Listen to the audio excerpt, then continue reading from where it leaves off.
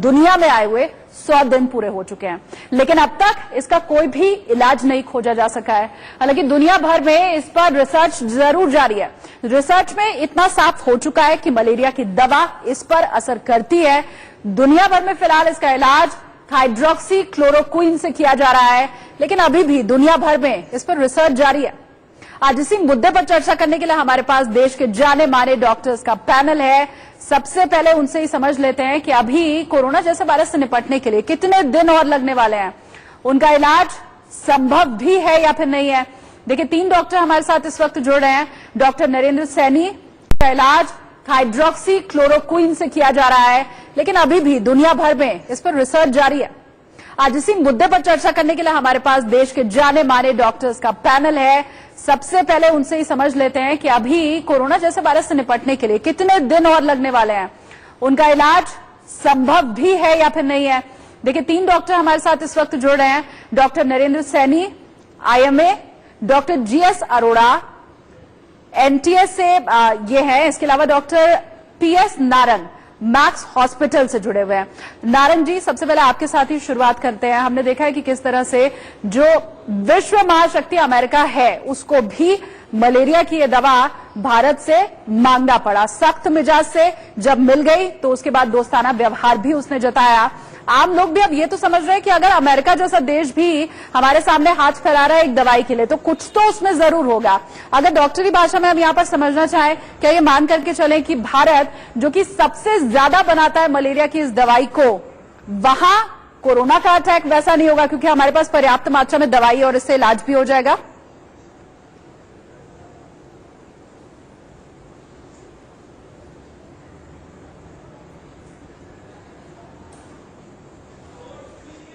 Doctor Narang, आवाज आप तक पहुंच रही है मेरी?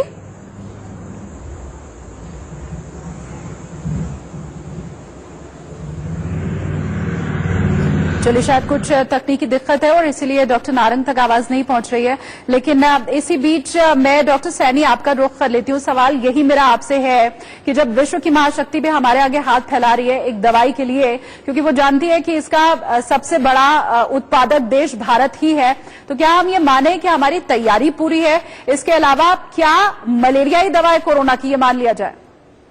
देखिए, 2 आपके अलग अलग क्वेश्चन है। हमारी तैयारी चल रही है और अच्छे तरीके से चल रही है, जिसमें सरकार, स्टेट गवर्नमेंट सब अच्छे तरीके से काम कर रही है। और इसमें मैं मीडिया का सबसे बड़ा रोल दूंगा, क्योंकि दवाई सबको सबसे जरूरी दवाई है जानकारी लोगों में देना, और इसमें मीडिया बहुत अच्छा काम कर रहा है, इसलिए आप सबको बधाई। दूसरा, आपने मुझसे क्वेश्चन किया क्लोरोक्विन के ऊपर। देखिए, ये सब जो आपने शुरुआत की थी अपने प्रोग्राम की, आपने कहा था रिसर्च चल रही है, तो मलेरिया की भी दवाई एक रिसर्च की दवाई है। WHO की तरफ से अभी कोई गाइडलाइंस नहीं आई कि ये दवाई बिल्कुल काम करेगी। हमारी Indian council of medical research ने कुछ जगहों पर बोला गया है कि आप इस दवाई को इस्तेमाल कर सकते हैं, लेकिन ये नहीं कहा जा सकता कि ये ही सिर्फ एक दवाई है। और अमूमन तौर पर मैं आपके दर्शकों को यह भी बताना चाहूंगा कि इसमें घबराने की भी जरूरत नहीं है। 99% टाइम जितनी भी हमारी वायरल इलनेसेस होती हैं, उसमें हम सिम्प्टोमेटिक ट्रीटमेंट देते हैं, और सिम्प्टोमेटिक ट्रीटमेंट इसके लिए हमारे पास बहुत अच्छी है, इसलिए इसमें घबराने की कोई जरूरत नहीं है।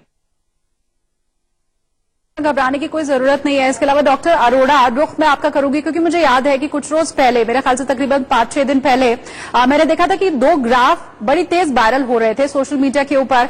इन 2 ग्राफ में ये बताया गया था कि ये देखिए, ये वो देश है जहां मलेरिया बहुत ज्यादा नहीं फैलता है, ये वो देश है जिनमें भारत भी शामिल है जहां पर मलेरिया फैलता है। अब मैं आम बोलचाल की भाषा में अगर आपसे समझूं तो उस वायरल मैसेज में ये बताया गया था कि भारत जैसा देश जहां मलेरिया बहुत फैलता है तो हमारा इम्यून मलेरिया फ्रेंडली हो जाता है, मलेरिया के हिसाब का हो जाता है, और इसीलिए किसी भारतीय के ऊपर कोरोना अगर अटैक करता है तो वो बहुत अच्छे से ठीक हो जाएगा, या फिर कोरोना के मामले बढ़ने की संख्या यहां पर कम होगी क्योंकि हमारा इम्यून उस तरह का है। तो क्या ये वायरल मैसेज फेक है या वाकई इसमें कुछ थोड़ी बहुत सच्चाई है?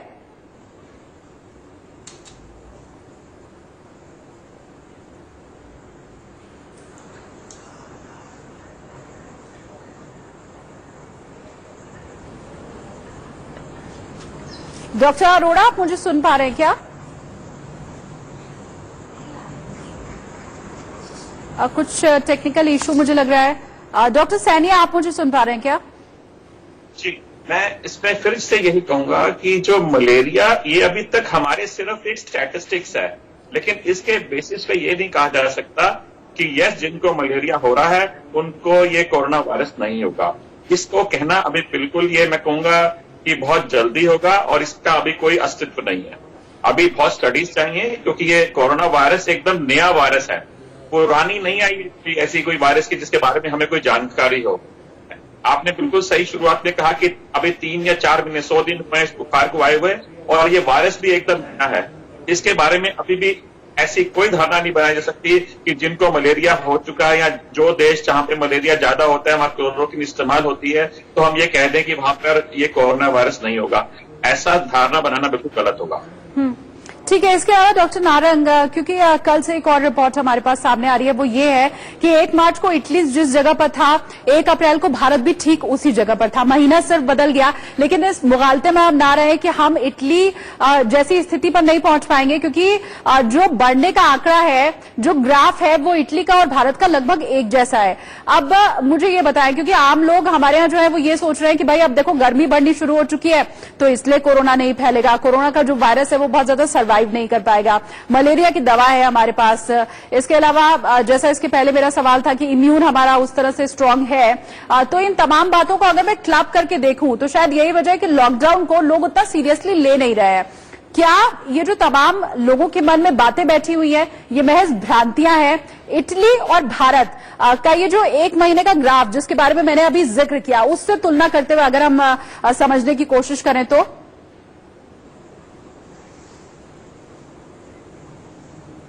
देखिए, पहली बात, ये जो इंडिया में कम फैलेगा ये तभी हो पाएगा अगर हम सोशल डिस्टेंसिंग और अगर हम बिल्कुल एक दूसरे के साथ बिल्कुल ना मिलें। जिसको संक्रमण हो वो बिल्कुल घर पे रहे या हॉस्पिटल में उसका इलाज हो। हमें ये सोच लेना कि हमारे यहाँ ये कम फैलेगा बिल्कुल गलत है। ये सोच लेना कि हमारे यहाँ मलेरिया ज्यादा होता है इसलिए कम फैलेगा। देखिए, जब ये फैलेगा तो उसमें हमारी इम्यूनिटी शायद उसको झेलने में फायदा करे, बट फैलने ही नहीं देना। बिकॉज हमारे पास इतनी बड़ी पॉपुलेशन है जो 130 करोड़ की, अगर ये इटली के मुकाबले सिर्फ एक हिस्सा भी फैलेगा तो भी हमारा नंबर आंकड़ों का इतना ज्यादा हो जाएगा कि हम उसको कंट्रोल नहीं कर पाएंगे। तो हमें एज ए बीमारी इसको रोकना है। एज ए बीमारी बिल्कुल भी कहीं बाहर नहीं जाना है। जो मोदी जी ने कहा है उसको फॉलो करना है, और जो हमारे मेडिकल फ्रेटर्निटी चाहती है कि एक दूसरे से इन्फेक्शन ना हो, उसके लिए करना है। ये सोच लेना कि हमारे पास हाइड्रोक्सी क्लोरोक्विन है, ये सोच लेना कि हम मलेरिया से इम्यून है, ये बिल्कुल गलत है। ठीक है। डॉक्टर अरोड़ा, मैं आपका रुख करूंगी, क्योंकि जो लोग, जो एसेंशियल सर्विस वाले लोग हैं, मीडिया भी उनमें मैं जोड़ करके रखूंगी, जो बाहर जा रहे हैं उनके मन में ये भी है कि कहीं जूतों के जरिए तो नहीं आ जा रहा है अंदर वायरस, घर के अंदर प्रवेश नहीं कर जा रहा है। क्या हर रोज घर आने के बाद आपको पूरा शार लेना जरूरी है जिसमें बाल से लेकर के आपके पैर के नाखून तक धुल जाए, या घर आने के बाद अगर आप बाहर जाते हैं, या एसेंशियल सर्विसेज वाले लोग हैं, पुलिस वाले हो गए, सिक्योरिटी गार्ड्स हो गए, हम सिर्फ हाथों को अच्छे से धो लें तो उतने भर से काम चल जाएगा? क्या सही टेक्निक है कि घर आने के बाद वो वायरस बाकी जगह ना फैले, बाकी मेंबर्स तक ना पहुंचे? सिर्फ हाथ धोना या पूरा नहाना, क्या सही तरीका है? देखो, ऐसा है, जो कि हेल्थ केयर में काम कर रहे हैं, जैसे कि हॉस्पिटल के अंदर जहां कोविड पेशेंट आते हैं, उनके लिए ये है कि आके पूरा अपने कपड़े चेंज करें और कपड़े गर्म पानी में उबाले जाएं, और या वो नहाने की बात कर सकते हैं। लेकिन आम व्यक्ति के लिए अगर वो हाथ धोता है कलाई तक, उसमें थोड़ा सा कलाई की साफ होना चाहिए। अगर वो हाथ धोता है 20 सेकंड तक और अच्छी तरह पूरा चारों तरफ साबुन लगाता है तो उसके लिए सफिशिएंट है। और क्योंकि जो अगर आपके बाहर से कहीं आएगा तो वो हाथ से ही आएगा, वो आपको और कहीं से नहीं आएगा, एक्सेप्ट कि आप ऐसे हॉस्पिटल में काम कर रहे हैं जहां कोविड-19 के पेशेंट देखे जा रहे हैं। सर, हमारे व्यूअर्स, मैं कहना चाहूंगा जी बताइए। लोग अक्सर ग्लव्स पहनते हैं। मैं ग्लव्स का एग्जांपल देना चाहूंगा। लोग बहुत ग्लव्स पहन रहे हैं। ग्लव्स पहनने की यूटिलिटी भी केवल हेल्थ केयर वर्कर को है, क्योंकि वो डायरेक्टली उसके कांटेक्ट में आ रहे हैं। आम जो लोग हैं ग्लव्स पहनते हैं, और अब मान लो किसी ने 10-15 मिनट काम करना है तो ठीक है, लेकिन आपने 4-6 घंटे ग्लव्स पहन लिया तो ग्लव्स के ऊपर ही इंफेक्शन आ जाएगा, उससे आपने आंख पे, नाक पे, मुंह पे छू लिया तो वो इंफेक्शन आपको हो जाएगा। तो ग्लव्स की यूटिलिटी नहीं है। आपको मेन चीज ये है कि साबुन और पानी से हाथ धोना है। इसमें एक और क्लियर करना चाहूंगा कि साबुन पानी से हाथ धोना है वो सैनिटाइजर से बेटर है। जो साबुन के अंदर मॉलिक्यूल होते हैं वो पिन टाइप होता है, उसकी जो टेल है वो अपना वायरस के लिपिड जो कवच होता है उसको तोड़ देती है, और जो बाकी बचा हुआ वायरस है उसको साबुन निकाल देता है। सैनिटाइजर से उसकी कवच तो तोड़ देती है लेकिन डेड वायरस वहां भी रहता है। और दूसरा यह है कि साबुन की जो फोम होती है वो आपके पूरे एरिया कवर करती है, जबकि सैनिटाइजर जो है वो थोड़ी एरिया पे रहता है, कुछ एरिया उसमें से बच जाता है। तो मैं पब्लिक से कहना चाहूंगा कि जिसके पास साबुन का पानी का इंतजाम है वो साबुन पानी का यूज करे। जो बाहर बहुत ज्यादा देर के रह रहा है या हेल्थ केयर में, जैसे हमारे पुलिस वाले हैं या कुछ मीडिया का बाहर काम ड्यूटी कर रहे हैं, तो वो जब तक बाहर है तब के लिए सैनिटाइजर ठीक है। घर आने के बाद जो है उनको साबुन पानी से ही हाथ धोना चाहिए। डॉक्टर अरोड़ा, मैं दर्शकों की सहूलियत के लिए एक बार फिर से चाहूंगी कि आप बताएं कि बालों के जरिए या जूतों के जरिए संक्रमण घर में प्रवेश नहीं कर सकता है। अगर कलाइयों तक आपने ठीक ढंग से हाथ धो लिया घर में प्रवेश के बाद तो आप निश्चिंत हो सकते हैं। नहीं, हाँ बिल्कुल निश्चित है, एक्सेप्ट एक ऐसे केस में जो कि डॉक्टर या हेल्थ केयर वर्कर उस हॉस्पिटल में है जहां पर कोविड-19 के पेशेंट एडमिट हैं, वो उनको चाहिए। आम लोगों को बिल्कुल नहीं चाहिए कि जैसे आपने सिर धोना है या जूते धोने हैं या बाकी चीज धोनी है। ठीक है डॉक्टर सैनी, आपका मैं अब रुख करूंगी क्योंकि जिस तरह से बता रहे हैं डॉक्टर अरोड़ा कि ग्लव्स एक आम इंसान भी, हर शख्स बाहर आप निकलिए तो हम देखते हैं लोग पहने हुए हैं, वैसे ही मास्क भी हो गया है, हर एक शख्स ने मास्क पहना हुआ है। सवाल मेरा ये है कि जिस तरह से उत्तर प्रदेश और दिल्ली में, खास करके नोएडा और दिल्ली में ये चीज हो चुकी है कि आप अगर सड़कों पर निकल रहे हैं तो बिना मास्क के नहीं निकलेंगे। अगर आप ऐसा करते हैं तो वो एक तरह से गुनाह की श्रेणी में आएगा, आपको इसकी छूट नहीं मिल सकती कि आप बिना मास्क के बाहर घूमें। सवाल मेरा ये, क्योंकि शुरू में हमने सुना था कि एक आम आदमी के लिए मास्क बहुत ज्यादा जरूरी नहीं होता है, तो मास्क की क्या अहमियत है और इसे ठीक ढंग से कैसे पहना और उतारा जाए, उसका क्या प्रोसीजर है? देखिए, मास्क सबसे इसलिए जरूरी है कि ये जो बीमारी है ये फैलती कैसे, सबसे पहले समझना पड़ेगा। ये हमारी ड्रॉपलेट इन्फेक्शन से फैलती है। जब हम खांसते हैं तो कुछ कण हमारे बाहर निकलते हैं जो कि 3 या 4 फीट तक जा सकते। तो यदि हम खांसते हैं और यदि हमने मास्क लगाया हुआ है, यदि हम बीमार हैं तो हम दूसरों के ऊपर नहीं पहुंचा सकते।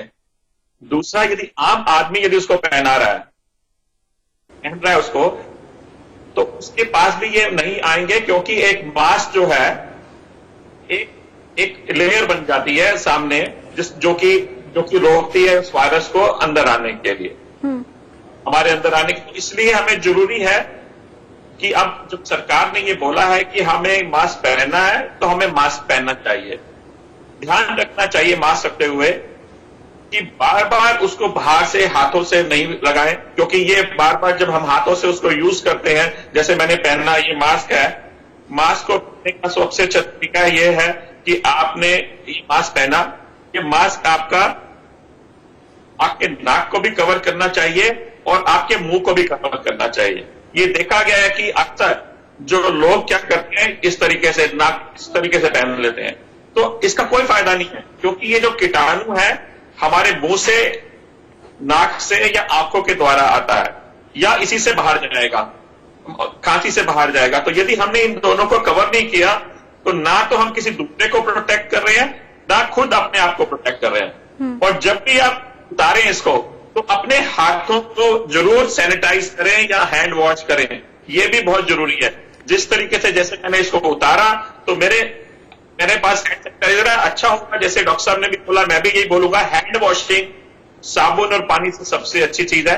लेकिन यदि आपके पास नहीं है तो हैंड को सैनिटाइज करके, और सैनिटाइजर भी अच्छे तरीके से आपको हाथ होना चाहिए। आपके सारे जो हाथों पार्ट है सारे के सारे होने चाहिए, उन सब सैनिटाइजर लगना चाहिए। तो इसी तरीके से आपको इस्तेमाल करना है। यदि हम इस तरीके से इस्तेमाल करेंगे तो मास्क भी यूज होगा, दूसरों को भी फायदा होगा, हमारे को भी फायदा होगा, और इससे हम दूसरों को ये बीमारी को हम भी कर सकते हैं। ठीक है सर, एक सवाल मेरा ये भी है, जो नीला वाला आपने अभी मास्क दिखाया, क्योंकि अभी यही मार्केट में ज्यादातर अवेलेबल है, क्या ये यूज एंड थ्रो होता है? क्योंकि बहुत से लोगों को मैंने देखा है कि इसको उतार के बैग में रख लिया और दोबारा इस्तेमाल कर लिया, क्या ये यूज एंड थ्रो है? कि ये जो मास्क है ये यूज एंड थ्रो है, लेकिन आप अपने घर में भी बना सकते हैं अपने रुमाल को, क्योंकि यदि आप बीमार नहीं है, आम आदमी एक कपड़े से भी, अपने रुमाल से भी उसको फोल्ड कर एक उसको मास्क की तरह इस्तेमाल कर सकता है। जैसे हमारे प्राइम मिनिस्टर ने बोला कि हमारा जो गमछा होता था हम उसको मुंह पे लगा लेते थे और उसको घूम सकते हैं, लेकिन ये ध्यान रहे कि ये मास्क या ये जो कपड़ा है हमारा साफ होना चाहिए। जनरली जब घर में इस्तेमाल करें तो कॉटन का जो क्लॉथ हो उसको आप यूज करें, अपने मुंह के सामने लगाएं और उसको रोज धोइए साबुन और पानी से, और फिर आप उसको इस्तेमाल करिए। ठीक है डॉक्टर सैनी, एक सवाल मेरा ये भी है, क्योंकि एक रिपोर्ट आई है जिसके मुताबिक ब्लड प्लाज्मा थेरेपी की इस पे बात कही गई है और ये कहा गया है कि कोरोना के जो पेशेंट ठीक हो चुके हैं उनके ब्लड काम में ले आए जा सकते हैं। उन लोगों के जो कोरोना संक्रमित हैं, खून में एंटीबॉडीज होते हैं और इससे इलाज बहुत हद तक संभव है। ये थियरी क्या कहती है? ठीक है डॉक्टर सैनी, एक सवाल मेरा ये भी है, क्योंकि एक रिपोर्ट आई है जिसके मुताबिक ब्लड प्लाज्मा थेरेपी की इस पे बात कही गई है और ये कहा गया है कि कोरोना के जो पेशेंट ठीक हो चुके हैं उनके ब्लड काम में ले आए जा सकते हैं। उन लोगों के जो कोरोना संक्रमित हैं, खून में एंटीबॉडीज होते हैं और इससे इलाज बहुत हद तक संभव है। ये थियरी क्या कहती है? देखिए, ये भी एक थ्योरी चल रही है, इस पे रिसर्च चल रही है। कुछ लोगों में इस प्लाज्मा को इस्तेमाल भी किया गया। ये पहले बता दें कि जब हम बीमार होते हैं, जब मेरे को ये कीटाणु हमारे अंदर पहुंचते हैं तो उस कीटाणु के अगेंस्ट एंटीबॉडीज बन जाती है। जो लोग बच जाते हैं तो उनके अंदर, इसका मतलब है कि उनके अंदर उस कीटाणु को मारने की क्षमता पैदा हो गई। इसी तरीके से जो लोग कोरोना से फिट हुए उनके अंदर एंटीबॉडीज बनी और वो ठीक होकर अपने घर चले गए, तो ये महसूस होता है कि उनके अंदर एंटीबॉडीज सफिशिएंट मात्रा में है। तो ये भी एक तरीके से रिसर्च चल रही है। अभी ये नहीं मैं कह सकता कि इसकी ये पूरी तरीके से दवाई बन गई है। इस रिसर्च में ये किया जा रहा है कि जो लोग इससे पीड़ित हो गए थे और वो ठीक हो चुके हैं, उनके प्लाज्मा, उनके ब्लड में से प्लाज्मा निकाल कर उसको फिल्टर करके उस एंटीबॉडीज को हम उन लोगों को दे रहे हैं जो बीमार हैं। तो अभी रिसर्च चल रही है, हम ये नहीं कह सकते कि हाँ इसमें बहुत फायदा हुआ, लेकिन कुछ लोगों को अभी फायदा हुआ, यह हम अभी कह सकते हैं। ठीक है, लेकिन रिसर्च अभी जारी है। बहुत शुक्रिया आप तीनों का ही हमारे साथ जुड़ने के लिए, और खास करके जिस तरह से ब्लड प्लाज्मा थ्योरी हो गई या फिर मलेरिया की दवा से इलाज हो गया, इसके बारे में बहुत आम भाषा में आपने समझाया हमारे दर्शकों को। बहुत शुक्रिया आप तीनों का जुड़ने के लिए हमारे साथ। तो देखिए, अभी बहुत सी चीजें हैं जो चल रही हैं, रिसर्च जिनके ऊपर की जा रही है। आने वाले वक्त में हो सकता है वैक्सीन भी आ जाए सामने, तमाम चीजें जिनके ऊपर दुनिया भर के वैज्ञानिक रिसर्च कर रहे हैं। लेकिन एक चीज ऐसी है जो साबित हो चुकी है और सिर्फ उसका पालन करना है, वो ये है कि आप घर पर रहिए, तमाम एहतियात बरतिए, बाहर मत निकलिए, क्योंकि जब तक आप खुद घर के बाहर नहीं निकलेंगे तब तक कोरोना को अपने घर में निमंत्रण नहीं दे सकते हैं। एक छोटे से ब्रेक के लिए यहां पर हम रुक रहे हैं, कुछ और अहम खबरों के साथ होगी जल्द वापसी। देखते रहिए इंडिया न्यूज।